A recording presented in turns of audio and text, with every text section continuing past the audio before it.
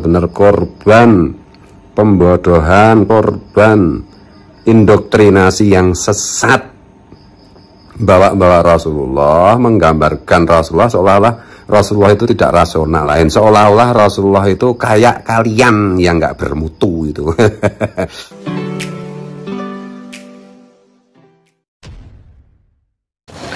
Assalamualaikum warahmatullahi wabarakatuh. Jumpa lagi dengan saya di channel Gagasan Progresif 9, sahabat sebangsa dan setanah di mana saja Anda berada. Kali ini ada salah satu video dari Gus Fuad Pleret yang kembali ya mengulas masalah habaib, yang dimana menurutnya bahwa masih banyak saja orang yang mencoba membuat doktrin-doktrin untuk kemudian menakut-nakuti umat ya. Salah satunya misalnya ya statement-statement yang mengatakan jangan sampai Anda tidak dilihat oleh Rasulullah, tidak dilirik oleh Rasulullah nanti di hari kiamat. Ya, ini memang sering kita dengar dari orang-orang yang para pengikut ya dari para habaib. Ya, kenapa mereka memunculkan itu? Ya, untuk kemudian menarik simpati ya, umat Islam ya agar tidak ikut-ikut kepada orang-orang yang mencoba mempertanyakan nasab habaib. Maksudnya adalah bahwa kalau Anda mencoba mengoreksi Habib, mempertanyakan nasab Habib, apalagi tidak mencintai syariat Nabi, Anda tidak akan dilirik oleh Rasulullah nanti di hari kiamat. Ya tentu kan kalau kita ini orang awam pasti takutlah. Kenapa? Karena kita ini mengharapkan syafaat dari Nabi Muhammad SAW. Nah, ini berbahaya ketika itu disampaikan oleh orang yang berilmu, orang yang punya banyak pengikut, apalagi orang yang dengan atribut sebagai seorang dai, pengasuh pesantren, kiai dan sebagainya. Nah, inilah yang kemudian oleh Gus Fuad Pleret itu dilihatnya secara kritis bahwa itu adalah bahagian daripada doktrin-doktrin yang tidak bermutu, seolah-olah menempatkan Rasulullah itu seperti dirinya. Padahal Rasulullah itu ya kata Gus Fuad bahwa Rasulullah itu adalah orang yang memperhatikan umatnya ya. Dan dia ya akan selalu memberikan syafaat kepada umatnya yang memang menjalankan perintah dan ajaran agama. Dan doktrin-doktrin yang dibangun oleh sejumlah kalangan ya para habaib ataupun para pengikutnya, inilah yang oleh Gus Fuad Pleret menurutnya ini harus dilawan, karena itu telah menciptakan pembodohan kepada umat. Nah, seperti apa ulasan daripada Gus Fuad Pleret ini? Coba kita simak dulu sama-sama. Di kolom komentar yang tidak kita publish itu kadang-kadang muncul juga semacam komentar begini: mudah-mudahan Rasulullah di hari kiamat kelak masih berkenan memperhatikanmu, melihatmu, tidak berpaling darimu.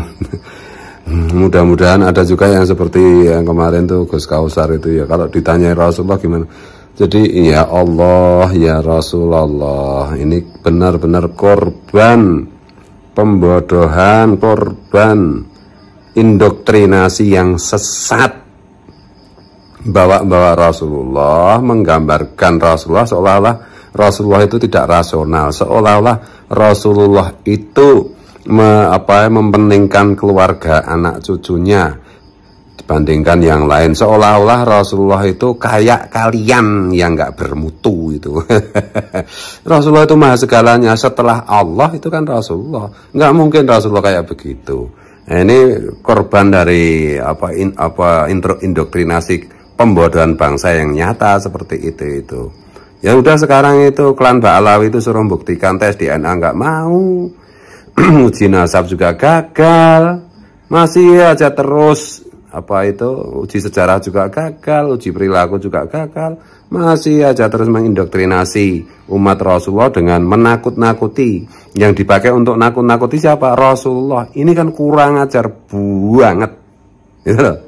Ini membusukkan nama Rasulullah yang harum, keharumannya memenuhi langit dan bumi, dibusukkan dengan contoh-contoh naif seperti itu. Nanti kamu ditanya Rasulullah, ini loh, kamu dulu yang mempersoalkan cucuku loh. Satu, Ba'alawi itu apa benar cucunya Rasulullah? Kan enggak, secara ilmiah kan enggak.